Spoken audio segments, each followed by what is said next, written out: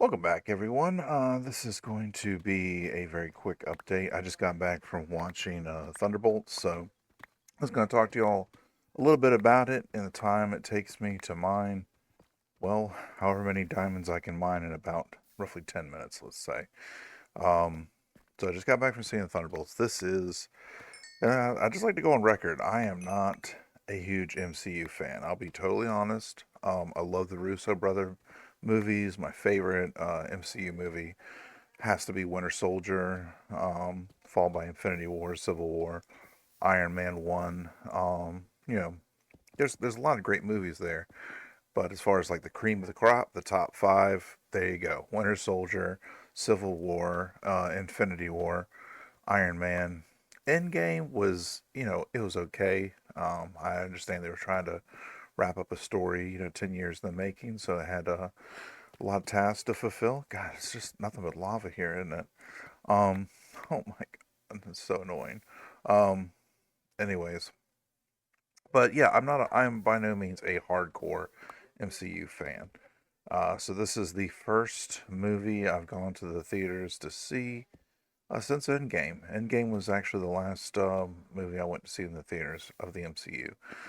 Um, and to be totally honest, I thought it was okay, but I mean even at that point I was kind of burned out. I was kind of hungry for a break, ready for the whole thing to kind of come to an end. So I'm going to be as brief as possible with this video. I'm going to divide things into spoilers and non-spoilers, okay? But there are some spoilers. There's some big spoilers.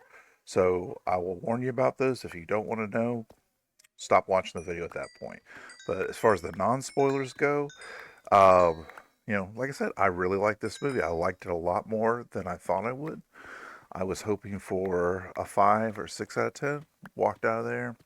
Don't get me wrong. It's no Winter Soldier. It's no Civil War. It's not quite peak MCU, but my God, this movie is so much better than the dregs that they've been serving up lately. And I'm talking about the Marvels, Eternals. I didn't like.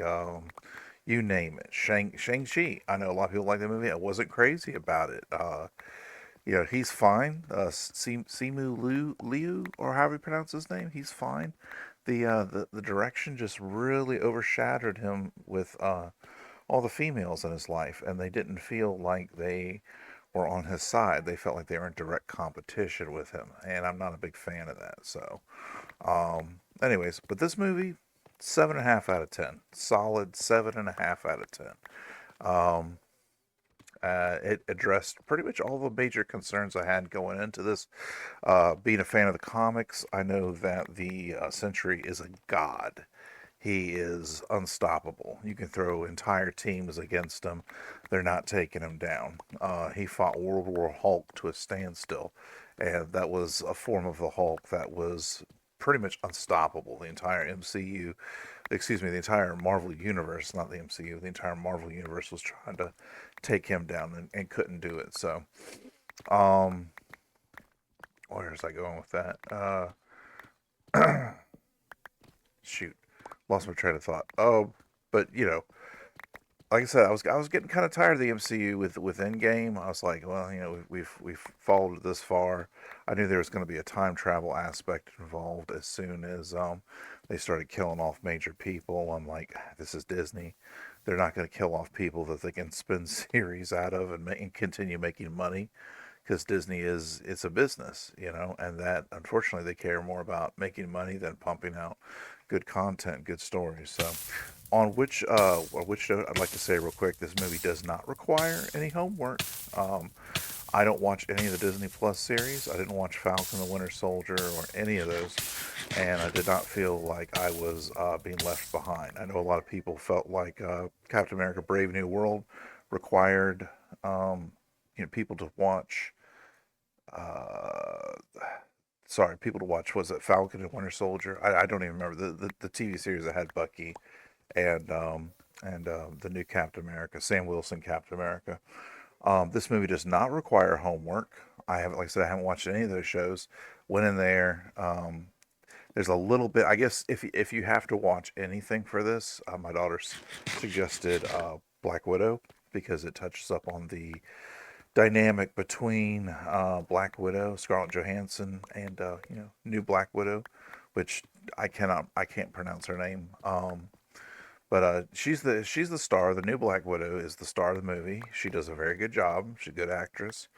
Uh, um, I don't know if you could say she's leading man, leading woman material in this, because you've got it's a ensemble cast, and excuse me, you got everybody competing for attention. So that's a little odd, but well, I mean, it's not odd. It's to be expected. They're a bunch of misfits. It's the Suicide Squad. This is Marvel's answer to the Suicide Squad. As such, they're bad guys or corrupted good guys, good girls that they're the C tier. They're not even the B tier. They're the C tier. So the dregs. But it's got a lot of moments with heart. It's got some good action. Um, Actually, I watch a lot of other reviewers, and I honestly don't see the complaints they were making in this. I'm very, very critical of the MCU. I'm actually a DC EU fan, if anything.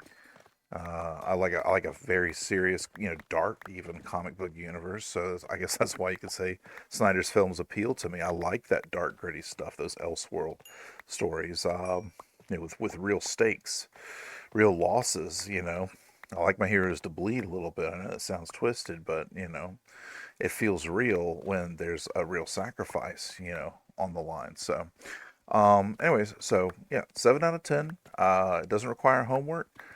The question of how they take down the Sentry, which is like I said, he's a god in the comic books. He's not exactly stoppable, especially not by street level heroes or mercenaries in this case.